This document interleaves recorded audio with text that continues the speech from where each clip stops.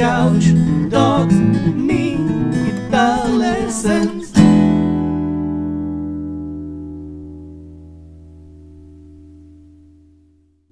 Hey there, LickNRiffers, how are you doing? Welcome to a very special lesson right here on LickNRiff. In this video, I'm going to try to answer a very important question that people keep asking me. I've been asked this question for years, ever since I've started teaching. And it's this question: how important is theory? And the simple answer is theory is important, but the more complex answer and the more true to life answer is that theory isn't everything. The ear training is far more important for the musician than theory. There are many musicians walking around this earth with amazing theoretical knowledge. They've been learning music for years on end, maybe their whole lives. And yet they're pretty awful musicians. And I'll tell you why. Because theory isn't everything. Because knowing the theory doesn't automatically make you a musician. It makes you a musical technician, maybe. It makes you a good player, maybe. But it doesn't make you a musician. It doesn't enable you to actually make music and manipulate the music you know.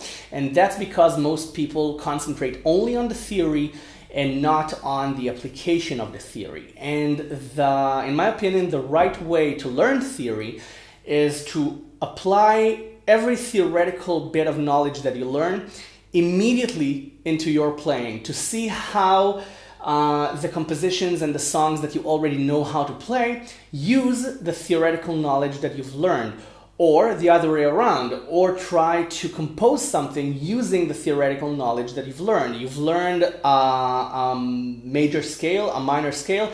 Immediately try to compose using that scale. Try to hear what you can do with that scale, with those intervals, with the series of intervals.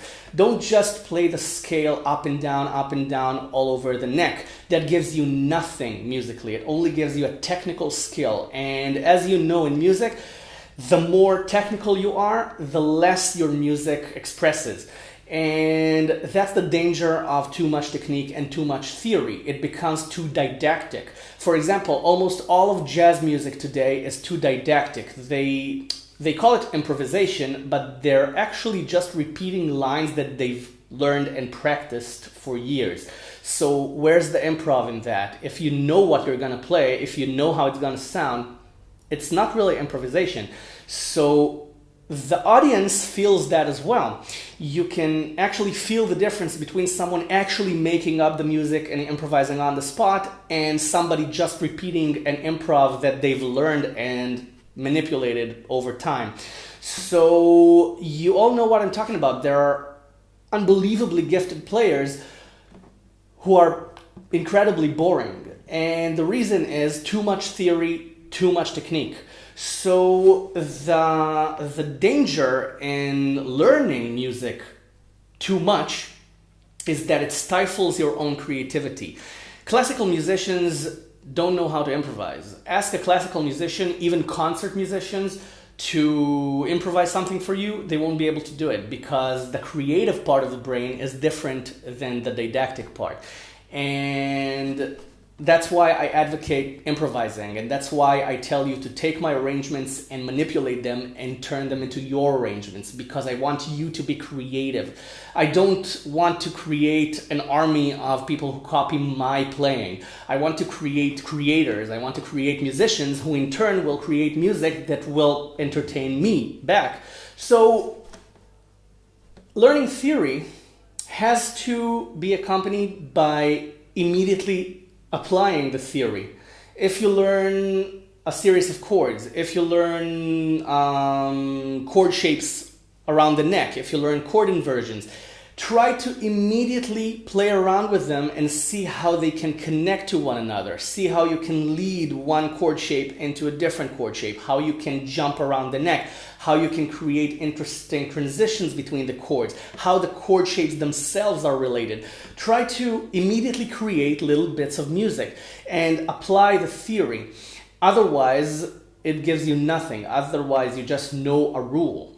And rules in music are meant to be broken. And the more theory you know, the less chances are that you'll break the rules. All of those epiphany moments, the orgasmic moments in music are wrong sounding notes. They're escaping the scale. And actually, the best musician example that I can give you is Kurt Cobain. Kurt Cobain came up with some incredibly complex musical compositions. Lithium, the song Lithium, jumps between the major scale and the minor scale every few bars. Okay, from E major to E minor, back to E major, back to E minor. And in classical composition, and actually in the rules of composition, that's wrong. You can't use the same minor and major scale. It's a no-no. But hey, the guy was a genius. He heard it, and who cares if you can't do it? Okay, who says you can't do it? And he broke the rule, and he came up with one of the greatest rock songs in history. And you can actually look at many, many examples of great songs and great compositions, and you'll see that they jump around with scales. They turn minors into majors. They change the chords from major to minor and back again, thus creating modes. And again, what is a mode if not a minor or major scale with a wrong note in it? The blues scale has the flat 5. The flat 5 is a wrong note. It's a diminished note. So the wrong notes tend to be the best sounding notes.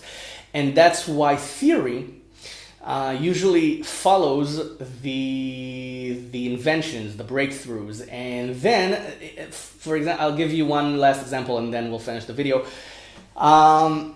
There are certain melodic transitions in jazz that you can do on 2-5-1 moves. Never mind if you know what a 2-5-1 or not. It's not the point here. And there are certain modes you can use and certain ways you can move chromatically and use the diminished scales and the Mixolydian scales and all sorts of altered scales. And the altered scale itself, again, never mind what it is. If you don't know, it's not the point here. The altered scale itself is a scale made out of all the wrong notes. Okay, all the sharp 9s, the flat 9s, the sharp 11s, the flat 5, all the wrong notes were gathered together into a scale and called the altered scale. And then somebody had to explain it, and then they came up with this sort of convoluted explanation, something like, we're actually playing the 2-5 of the tritone substitution of the fifth of the scale. What? We're just playing the wrong notes and making them sound good. Ear before theory. But theory is still important, and theory can actually help you understand things. But if you learn the theory before you learn to hear it, it'll be 10 times more difficult. So first, learn to hear something, and then see how the theory applies. Or learn the theory and then use that bit of knowledge to learn to hear it. Because if you can't hear it, you can't play it. That's the rule. And I suspect that's why most boring musicians with incredible technical skills are so boring, because they're not really hearing it. They're only playing according to rules. And that's a shame, because they have such a gift and they're so incredibly talented, but they confine themselves to what's right and what's wrong. And in my opinion, that's not the way to make music. Music's supposed to be creative, not didactic. So that's my 2 cents about it. So take it or leave it, and I'll see you in the next lesson. Thank you very much for watching. Bye for now.